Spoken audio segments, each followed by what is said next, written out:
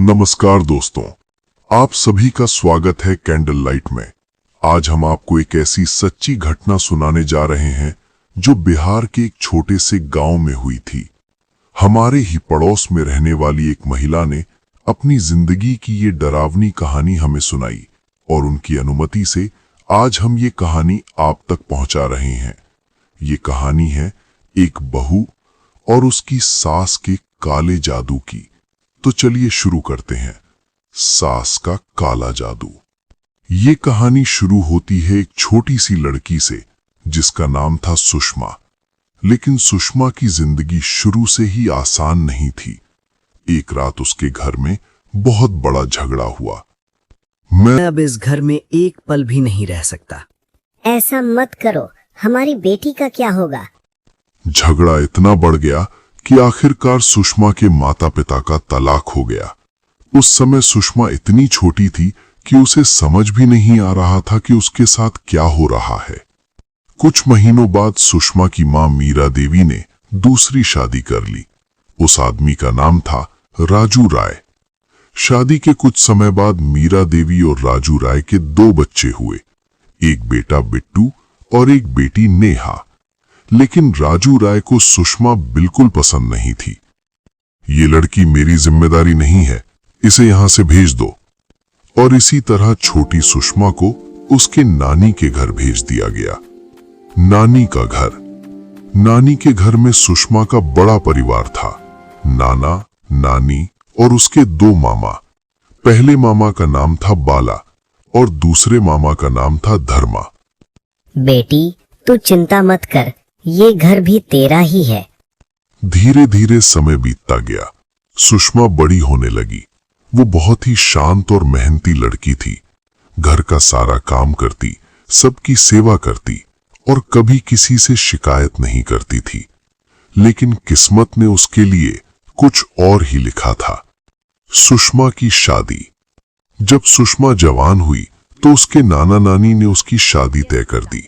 उसकी शादी पास के गांव के एक लड़के से हुई जिसका नाम था सुधीर कुमार। सुधीर एक सीधा साधा और मेहनती लड़का था। तुम चिंता मत करो सुषमा, सब ठीक हो जाएगा।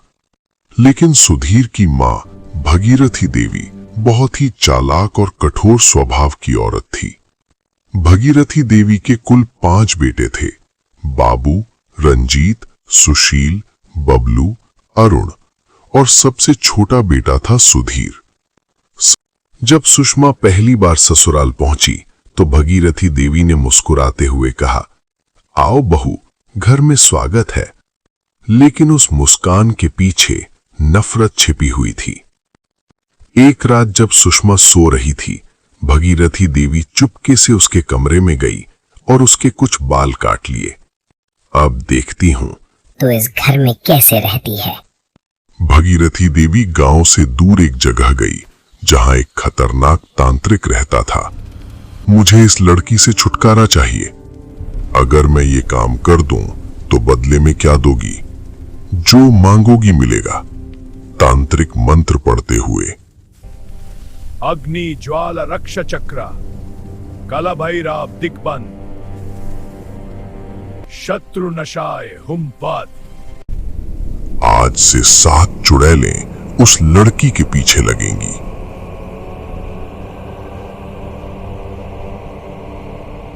उस रात के बाद सुषमा की जिंदगी बदल गई। रात को अजीब अजीब आवाजें आने लगी। दरवाजे अपने आप खुलने लगे। कौन है? कौन है वहां? लेकिन कमरे में कोई नहीं था। उसी समय भगीरथी देवी की बेटी के बेटे रोशन को ऑपरेशन की जरूरत थी। बेटा सुधीर, बहू के गहने दे दो। ठीक है मां, अगर आपको जरूरत है तो ले लीजिए। लेकिन जब सुषमा को ये बात पता चली तो घर में बहुत बड़ा झगड़ा हुआ।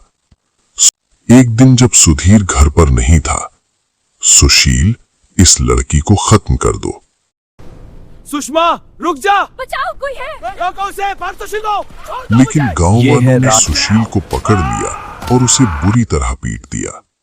करवा चौथ के दिन सुधीर ने पैसे भेजे, लेकिन भगीरथी देवी ने वो पैसे अपनी पसंदीदा बहू को दे दिए। सुषमा को करवा चौथ का कोई सामान नहीं मिला। कुछ समय बाद सुषमा ने एक बेटी का जन्म दिया, मेरी प्यारी बेटी। उसका नाम रखा गया अभिलाषा। एक दिन छोटी अभिलाषा खेल रही थी। अचानक भगीरथी देवी ने उसके ऊपर उबलता हुआ पानी फेंक दिया। अभिलाषा। कुछ समय बाद भगीरथी देवी ने खाने में जहर मिला दिया। लेकिन सुषमा की एक आदत थी, पहले थोड़ा खाना कुत्ते को दे देती हूं, और जैसे ही कुत्ते ने खाना खाया वो तुरंत मर गया। कोई मुझे मारना चाहता है। एक रात भगीरथी देवी अपनी बेटियों के साथ सुषमा के कमरे में गई। आज इसे जला देंगे। लेकिन तभी सुषमा की आंख खुल गई। तीनों डर कर भाग गईं। एंडिंग।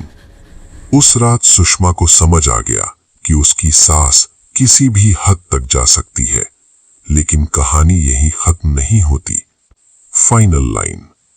अगर आपको ये कहानी पसंद आई हो तो वीडियो को लाइक करें और चैनल को सब्सक्राइब करें, क्योंकि इस कहानी का अगला भाग बहुत जल्द आने वाला है। Next episode coming soon.